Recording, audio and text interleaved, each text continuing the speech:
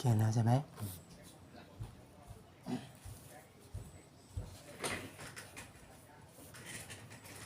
เมื่อในเขามาฝึกเตรียมเอเมเมสระเอจีป่องสระเอเม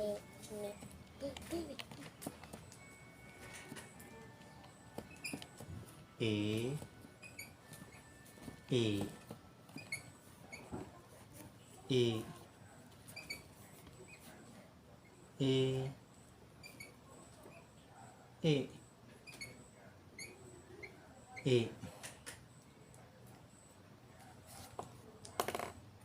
อันนี้เป็นตัวสระเอและสระเอและสกับสระจอมตัวเสียงลูกอย่าไปด้วยนะด้วยที่ตัวลูกเตียนตัวเขียนมาลูกนะสระจอมตัวเสียงเอาตัวเมลิกมาใส่ที่ตัวขีดนี่กาเอเกกาเอยักเกกาเอยักจำเกกาเอจำนาเก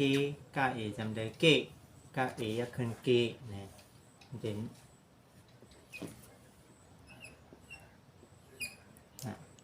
จะจำสระเอเนี่ยกำเนิดเฮาที่มาพึกเตรียมให้มันเป็นคอให้มันป่องให้มีที่ป่องมันเฮามาป้องตัวให้เป็นที่ป่องในต้องมาพึกเตรียมเริ่มเตรียมนะเตเจ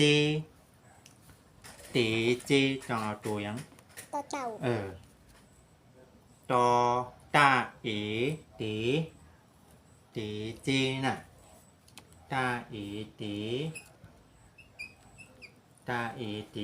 เจรู้จอจังจ้าเอจำนาเจจำนาเจอันนี้เสียงงับอันนี้เสียงสูงอันนี้เสียงยาว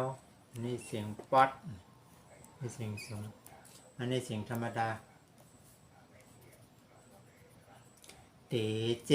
เตะมั้งเหรอเตะตั้มฮะเต็มยศเตเจสี่อะไรสี่ดูแลเอาตัวยังซาเอสีซาเอยักษ์สี่เอเจสี่สองตัวสี่ยักษ์สี่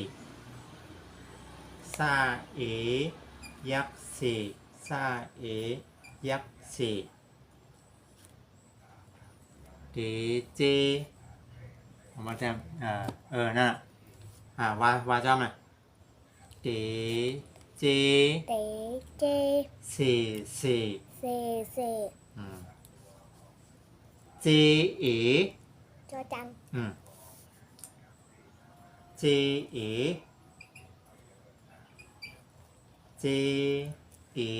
มันเป็นความตายเขาเอนี่เป็นลูกอ่อนนะเจคือเอาลูกอ่อนใส่ข้างหลัง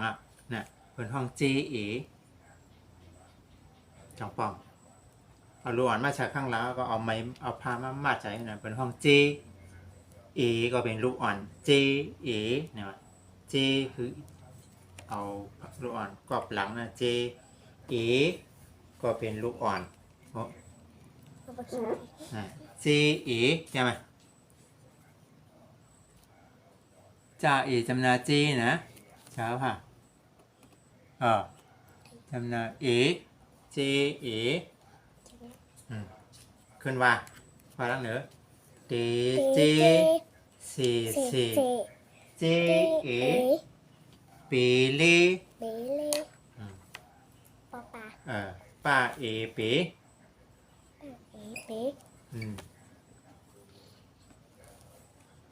เลรู้ลอลิงลาเอจำนาเลลาเอจำนาเลเต็มเลยเปเลอ่านขึ้นนั่งเหนือเตเจสี่เจเอเปเลเตเฮต่อเต่าต่อเต่า ตาเอเต ตาเอเต เฮห้า หอหิบ ห้าเอยักษ์จำเฮ ห้าเอยักษ์จำเฮ ห้าเอยักษ์จำเฮนะเอาฮะเต เต เจ เซ เซ เจ เอ เป เล เล เต เฮ เฮ โอเค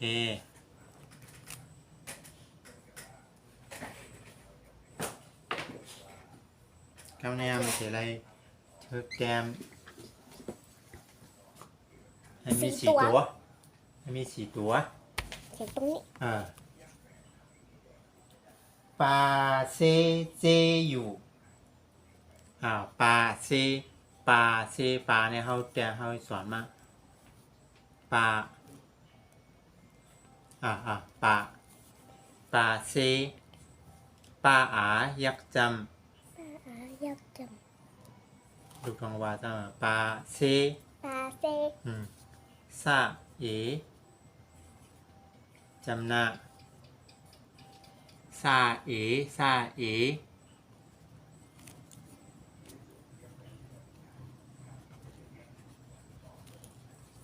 ซาเอปาเซนะปาเซเจเอ เจเอ ปาเซเจอยู่ เจอยู่ จ่าเอจำนะ เอจำนะ จ่าเอจำนะจำนะเจอยู่ เจอยู่ ยาอู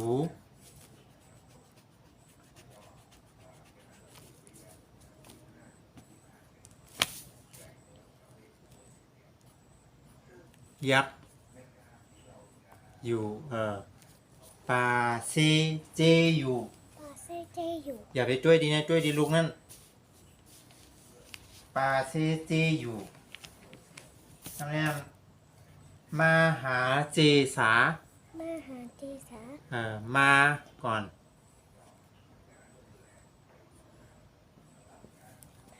มาจำไหมฮะมาจำนามาหาหาเจสาจ่าเอจ่าเจเสียงสูงเหรอว่าเสียงสูงยักษ์จ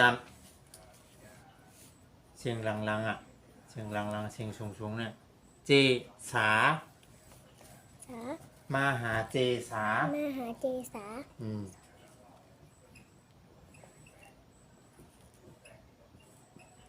เจสาต้องรู้จักเจสาก็กระดาษเจเนี่ยนั่นแหละเป็นใต้เขาเป็นที่เป็นเฮ็ดเอาหนังใหม่ให้นะมาหาเจสา มาหาเจสา อ่านขึ้นแถวดังเดิมปา ปา เซ เซ เจ เจ อ อยู่ ยู่ มา มา หา หา เจ เจ สา สา กาตียเซ กาตีเซ ประเซ ระเซ กาตีเตรียมกาตีก่อนนะกายักษ์จ จำกะ ำกาตีตาอียักษ์จ ตาอียักษ์จ ำกาตีประเขียนตัวประนะ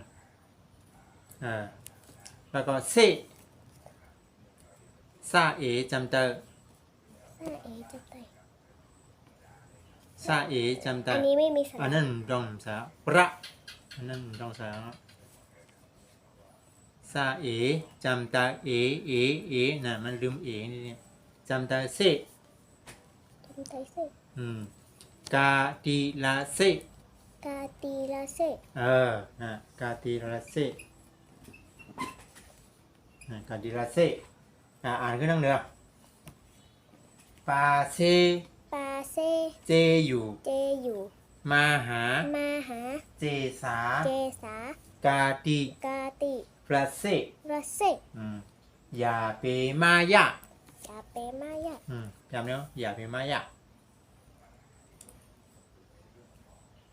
อย่าอาย ายา ยักษ์ ยา เปมันลืม ไม่ก็ปกติจะเขียนตัวอันนี้ เพิ่นต้องเขียนตัวในอันตั้งอย่าเปมายะมา ายะ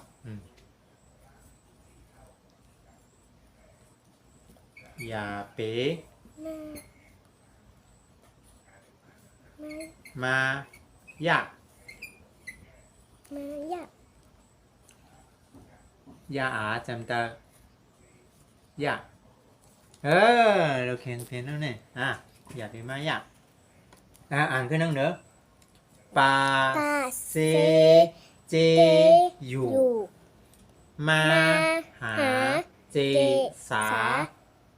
ก าตี ตี ระ ละ เซ เซ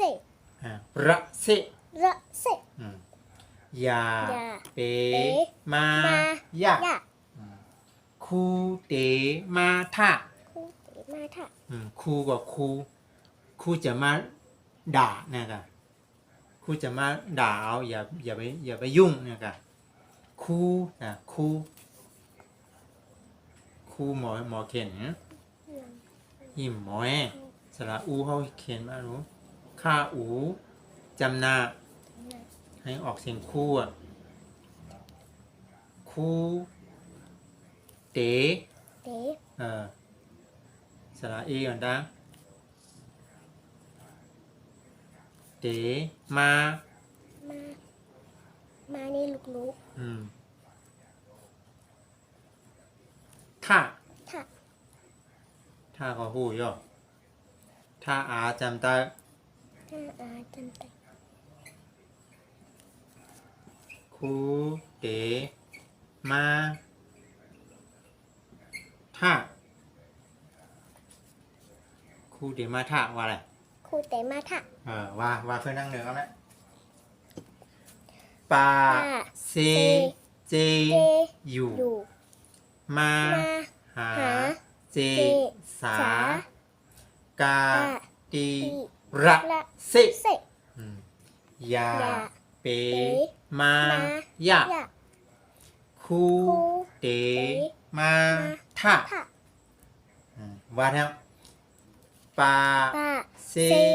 เจ เจ อยู่ อยู่ มาหา หา เจ เจ สา สา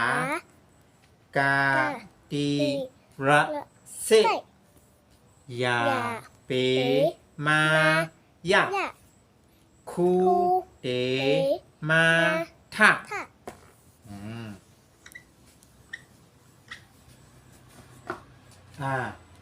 นะรู้อ่านตัวของป้อนน่ะปาเซน่ะพอเตเจเตเจ เจ เต เจ เจ อ่านต่อเซ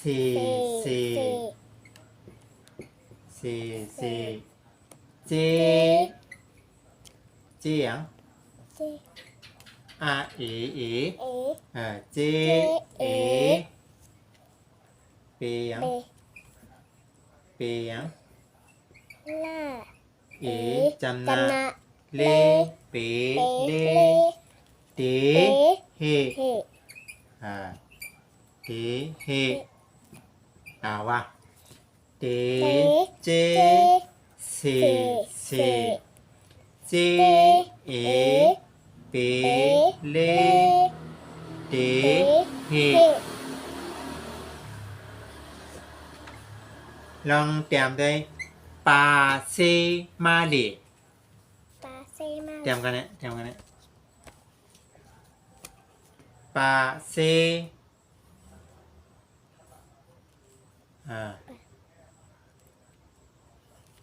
ยักษ์จำกาปา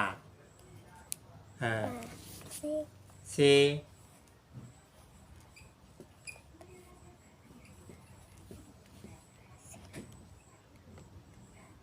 ยักษ์จำนาพูดเสียงยาวๆกว่าจำนาน่ะปาเซมาเหล มาเลย มาหง หูมา พูดเสียงยาวๆของจำนาเหล เลย สระเอก่อนลาเอรอลิงนะลาเอยักษ์เลปาเซมาเล ปาเซมาเลย เลย ปาป่ามาฮะปาหมามาฮะ ป้าหมามาฮะ ปากับมาเหมือนกันนั่นแหละปาหมา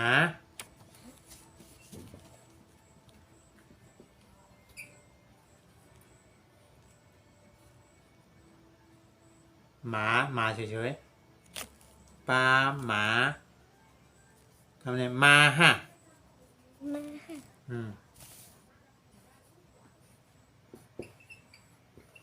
มาฮะ ปาหมามาฮะ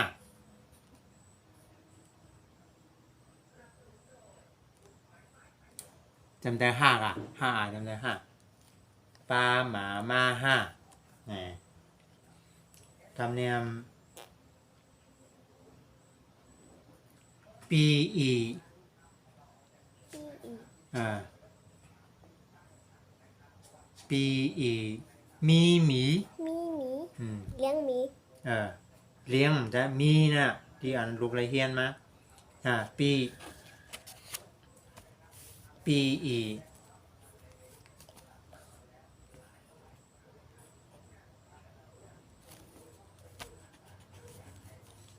ป้าอียักษ์จำปี ปี อีอาอีปีอีมี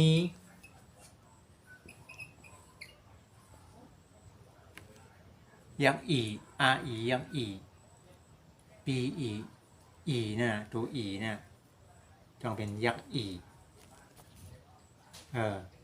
มีจำนากับมีปีอีมีจำนาอันนั้นยักษ์จำอันนั้นของหนูเนี่ยจำนามีหมี มีหมี มาอีหมี ปีอีมีหมี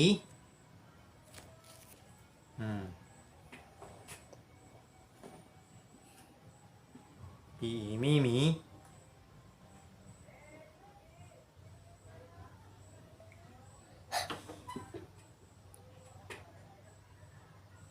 ปีหลีเต้เต้ ปีหลีเต้เต้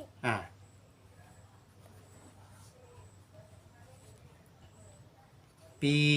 ป้าอีจำนาปีป้าอีจำนาปีใช่ป้าอีจำนาปีหลี หลี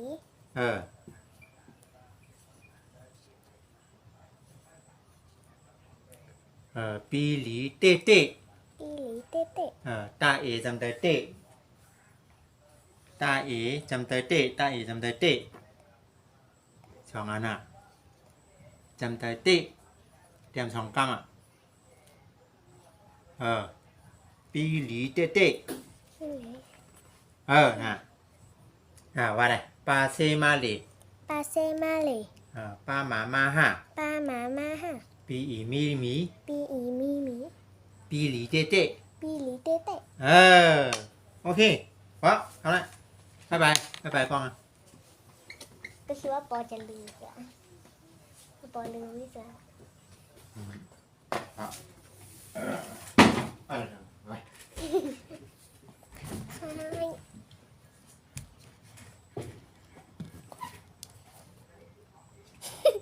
ทำไมปอทำหน้าตาแบบนี้